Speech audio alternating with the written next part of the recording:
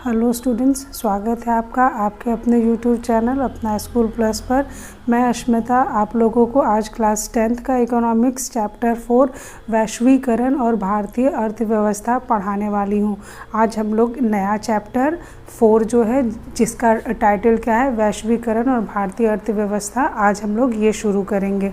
सबसे इसमें जो है हम लोग वैश्वीकरण के बारे में जानेंगे और साथ ही साथ उसका भारतीय अर्थव्यवस्था पर क्या प्रभाव है ये हम लोग जानेंगे। सबसे पहले हम लोग थोड़ा सा जान लेते हैं कि अर्थव्यवस्था कहते किसे हैं। वैसे ये टर्म हमारे लिए नया नहीं है, हम लोग इसे पढ़ चुके हैं, लेकिन फिर भी एक बार हम लोग देख लेते हैं कि अर्थव्यवस्था कहते किसे हैं। तो अर्थव्यवस्था की अगर परिभाषा की बात की जाए तो एकदम से सिंपल टर्म्स में मैं आपको ये कहना चाहूँगी कि अर्थव्यवस्था जो है वो एक ऐसा तंत्र है या फिर वो एक ऐसा ढांचा है जिसके अंतर्गत विभिन्न प्रकार की आर्थिक क्रियाएं की जाती है। जैसे हो गया कृषि, उद्योग, व्यापार, परिवहन, बैंकिंग, ये सब क्या होता है, ये सारी आर्थिक क्रियाएं जो है किसके अंतर्गत की जाती है, अर्थव्यवस्था के अंतर्गत की जाती है। अगर हम लोग बात करें तो अर्थव्यवस्था जो है मुख्यतः दो प्रकार के कार्य संपादित करती है। सबसे पहला कार्य वो ये संपादित करती है कि लोगों के आवश्यकता के अनुसार वस्तुओं और सेवाओं का निर्माण करती है और दूसरा जो है लोगों को रोजगार प्रदान करती है। तो ये हमने एक छोटा सा रिकैप कर लिया, अर्थव्यवस्था किसे कहते हैं। अब हम लोग देखते हैं कि वैश्वीकरण किसे कहते हैं। वैश्वीकरण को इंग्लिश में हम लोग ग्लोबलाइजेशन बोलते हैं। तो पहले हम लोग देखते हैं वैश्वीकरण कहते किसे हैं। वैश्वीकरण का अगर अर्थ देखा जाए तो वो है स्थानीय या क्षेत्रीय वस्तुओं सेवाओं के विश्व स्तर पर रूपांतरण की प्रक्रिया। तो वैश्वीकरण जो है वो क्या है, वो उसका अर्थ अगर हम देख रहे हैं तो वो क्या होता है, स्थानीय या क्षेत्रीय वस्तुओं और सेवाओं को पूरे विश्व के स्तर तक ले जाना। आज अगर हम बात करें तो आज हमारे सामने जो है वस्तुओं और सेवाओं के बहुत सारे विकल्प हैं। हम लोग अगर कोई सा भी सामान लेने के लिए जाते हैं तो हम उसके बहुत सारे वैरायटी देख पाते हैं, बहुत सारे उसमें हम विकल्प देख पाते हैं। कुछ हमारे स्टेट में ही बने होते हैं, कुछ दूसरे स्टेट में बने होते हैं और कुछ विदेशों में भी बने होते हैं। आज हमारे पास इतने सारे विकल्प मौजूद हैं जिसमें से कि हम अपने पसंद के अनुसार क्या करते हैं, उसे चूज़ करते हैं। आज अभी हम क्या देख पा रहे हैं कि बहुत सारे देशों के सामान, जैसे कि मोबाइल की बात करें, टीवी की बात करें, या फिर कपड़े हो गए, या फिर गाड़ियों की बात करें, तो ये सब क्या है कि हम अपने देश के मार्केट में देख पाते हैं। कहाँ के, बहुत सारे देशों के, मतलब विदेशी सामान हम कहाँ देख पाते हैं आजकल, अपने देश के मार्केट में देख पाते हैं और उनको हम क्या कर सकते हैं, उनको हम खरीद भी पाते हैं। तो ये सारी चीज़ें किसके कारण पॉसिबल हो पाई है, ये सारी चीज़ें जो जिस कारण पॉसिबल हो पाई है वो क्या है हमारा, वो है वैश्वीकरण। वैश्वीकरण की नीति जब भारत में 1991 में अपनाई गई, उसी के बाद से ही ये हमारे लिए जो है इतना बड़ा मार्केट खुल करके आ पाया। विदेशी सामान भी जो है कि हम अपने पसंद के अनुसार खरीद पा रहे हैं। तो अगर हम बात करें तो वैश्वीकरण के द्वारा विश्व के लोग मिलकर एक समाज बनाते हैं। ये जो वैश्वीकरण जब शुरू हुआ तो इससे क्या हुआ कि हर देश का जो भी चाहे वो सामान हो, सेवा हो, या फिर राजनीति, संस्कृति, सब जो है एक दूसरे के साथ क्या हो पाई, जुड़ पाई है। तो वही कह रहे हैं कि वैश्वीकरण के द्वारा जो है विश्व के लोग मिलकर के एक समाज का निर्माण कर पाए और एक साथ कार्य करते हैं। ठीक है, तो इसका यही अर्थ हुआ कि जब से वैश्वीकरण की नीति सभी देशों ने अपनाई तो क्या हुआ कि सभी देश एक दूसरे के करीब आ पाए, अपनी वस्तुओं, अपनी सेवाओं के लिए एक दूसरे को अपनी वस्तुएं और अपनी सेवाएं खरीदने बेचने लगे। साथ ही साथ उनकी जो है सामाजिकता बढ़ी, उनके अंदर राजनीतिक कामकाज भी जो है वो क्या हुआ, वो भी बढ़े। यह प्रक्रिया आर्थिक, तकनीकी, सामाजिक और राजनीतिक ताकतों का एक संयोजन है। बिल्कुल सही बात। जब सभी देश एक दूसरे के साथ आए तो क्या हुआ कि वहाँ पर आर्थिक क्रियाओं में बहुत सारे वैरायटी आए, सब मिल कर के काम करने लगे। साथ ही साथ तकनीक, ये जिस देश के पास जो भी तकनीक है वो एक दूसरे देशों के साथ क्या करने लगे, साझा करने लगे। तो इससे तकनीक का भी विकास हुआ। साथ ही साथ सामाजिक, जब एक समाज दूसरे समाज से मिला तो फिर एक समाज जब दूसरे समाज के साथ मिला तो वो एक दूसरे के साथ तालमेल भी बेहतर बैठा पाने लगा, और जो है कि सभी राजनीतिक ताकत भी जो है क्या हुआ, एक साथ मिलकर के क्या हो पाए, संयोजित हो पाए। और ये वैश्वीकरण, अगर हम लोग बात करें कि किस तरीके से सबसे आसानी से ये जो वैश्वीकरण हो पाया, उसका सबसे मेन रीज़न क्या बना, व्यापार।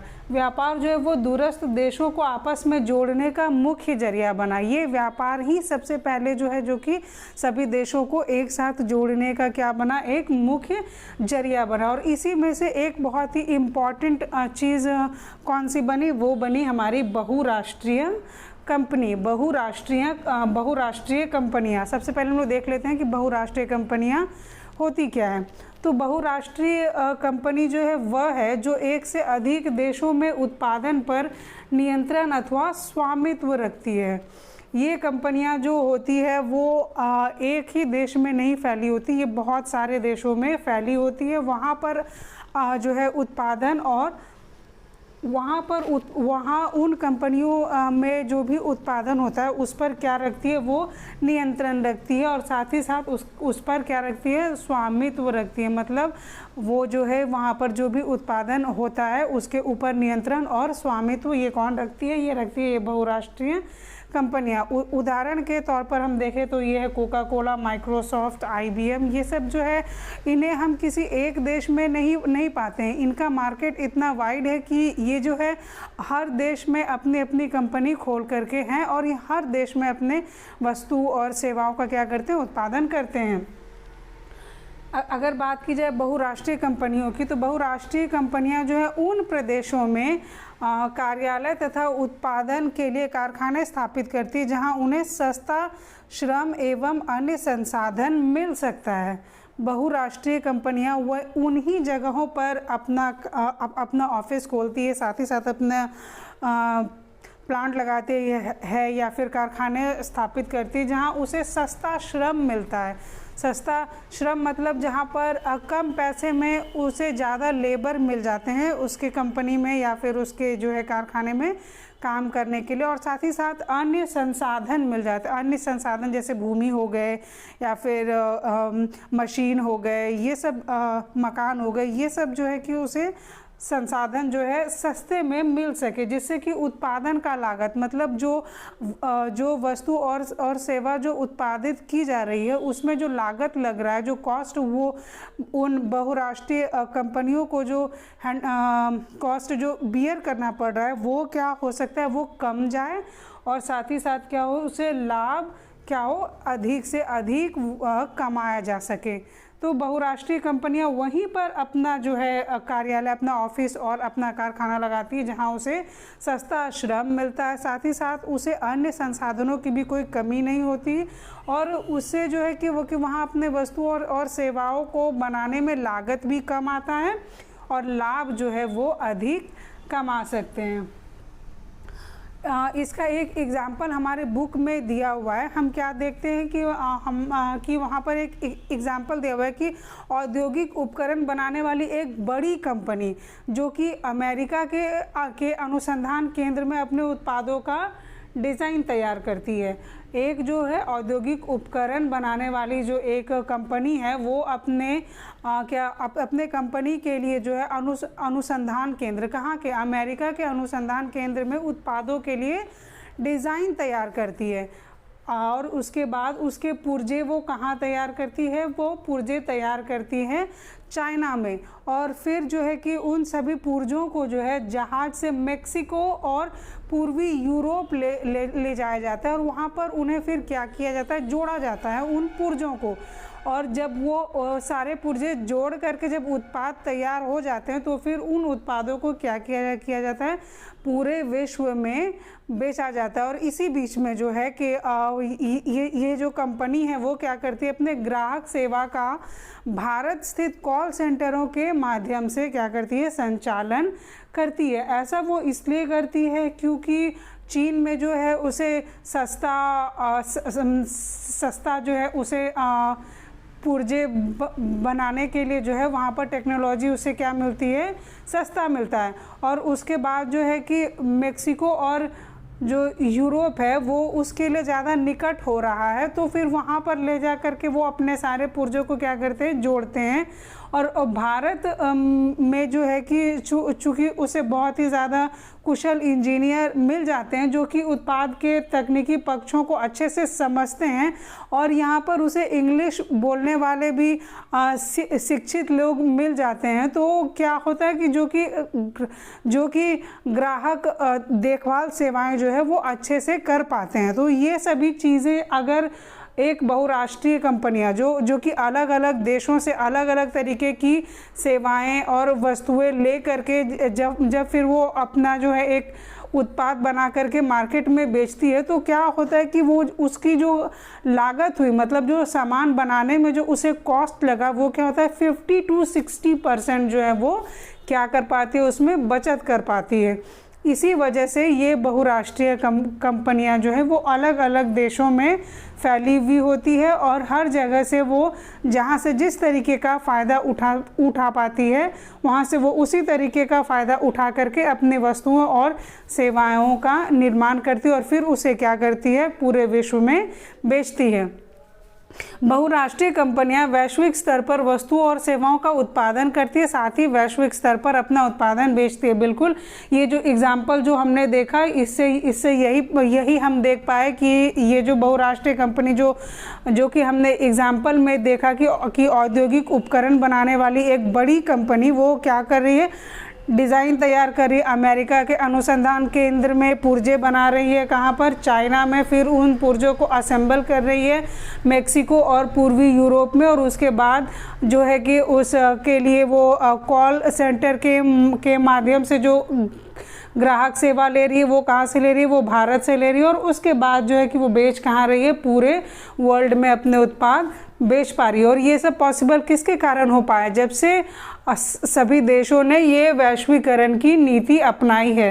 वैश्वीकरण की नीति अपनाने के बाद क्या हुआ कि इस तरीके से जो है कि सभी देश एक दूसरे से व्यापार के जरिए जुड़ पाए, और जब व्यापार के जरिए सभी जुड़ पाए तो उनके बीच फिर सामाजिक, आर्थिक और साथ ही साथ जो क्या हुआ, राजनीतिक भी जो क्या हुआ, उनका एकीकरण हुआ।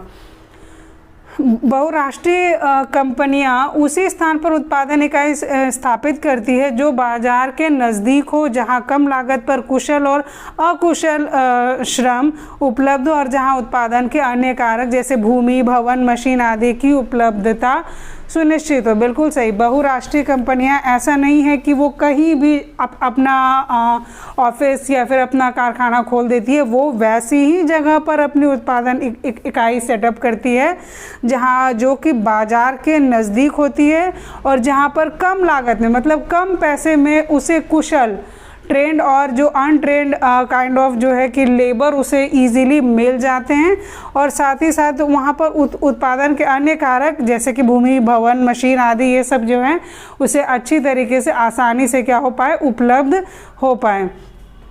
साथ ही साथ बहुराष्ट्रीय कंपनियां जो है वो सरकारी नीतियों पर नज़र रखती है जो उनके हितों की देखभाल करती है। बहुराष्ट्रीय कंपनियां जो होती है वो सरकार की नीतियों पर भी ध्यान रखती है।